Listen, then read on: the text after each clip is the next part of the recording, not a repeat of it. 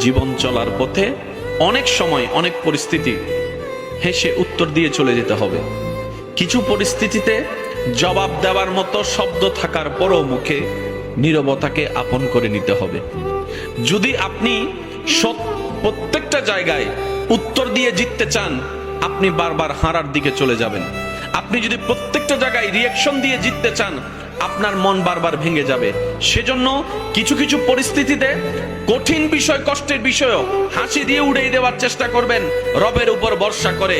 কিছু কিছু জায়গায় পেট ঝগড়া না লাগার জন্য নীরবতাকে সামাল দিয়ে নীরবতাকে আপনি আপন করে নেবেন।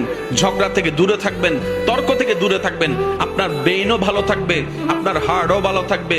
আপনি রবের সন্তুষ্টির জন্য যেই সব বিষয়ে ধৈর্যকে আপন করে নেবেন, একদিন না একদিন সেই বিষয়ে উত্তর আপনার আর মুখ দিয়ে দেওয়া লাগবে না। আল্লাহ এমন সিস্টেম করে দিবেন, সেই ব্যক্তির কাছে উত্তর অটোমেটিক পৌঁছে যাবে রবের পক্ষ থেকে। বলেন সুবহানাল্লাহ।